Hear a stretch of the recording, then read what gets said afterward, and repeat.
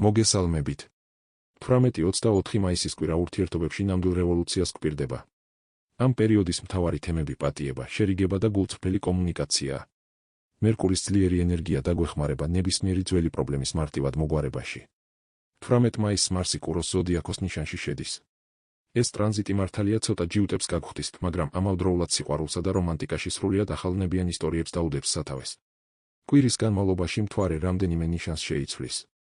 კვირის დასაწყისში ტყუპების სადღესასწაულო განწყობა გველის, სამშაბათიდან კირჩხიბის ემოციური დამიწება, კვირის შუა პერიოდში ლომის ამბიციური ენერგია, ხოლო შაბათ-კვირას ქალწულის პრაქტიკულობა. ვერძი. კვირის დასაწყისში ტყუპების მთვარე იდეების ნამდვილ აფეთქებას გიმზადებთ.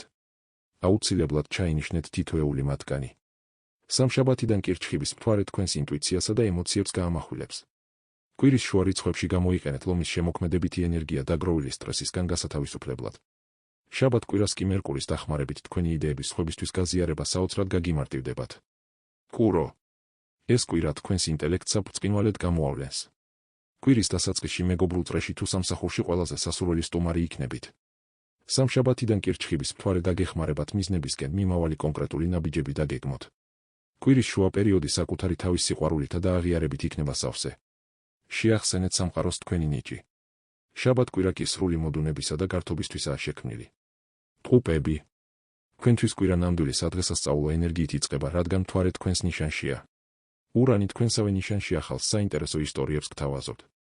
სამშაბათიდან საუკეთესო დროა სახლის მოწესრიგებისა და მატერიალური სივრცის ტრანსფორმაციისთვის, თუ სამუშაო დღეებში ვერ მოასწრებთ, შაბათს ქალწულის მთვარეც დაგეხმარებათ.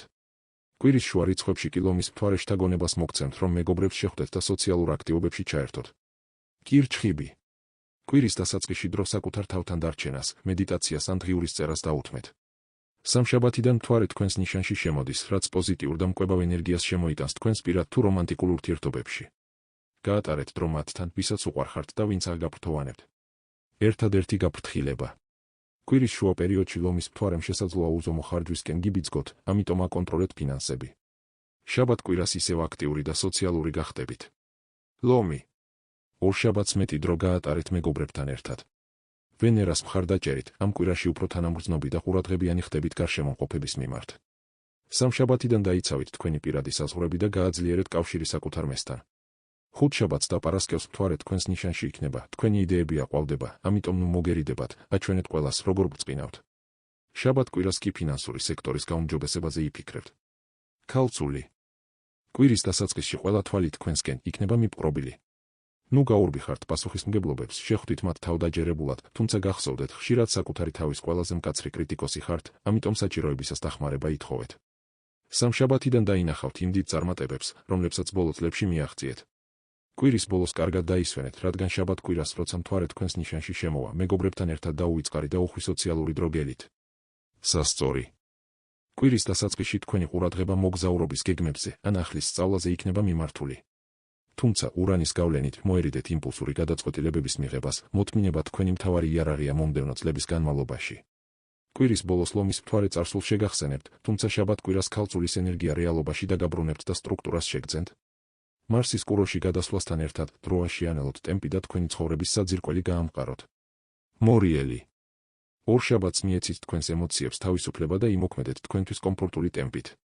სამშაბათიდან კირჩხიბის მთვარე და იუპიტერი მოგიტანთ ნანატრესეთს, ახალ ცოდნასა და მოვლენების მკაფიოდ დანახვის უნარს.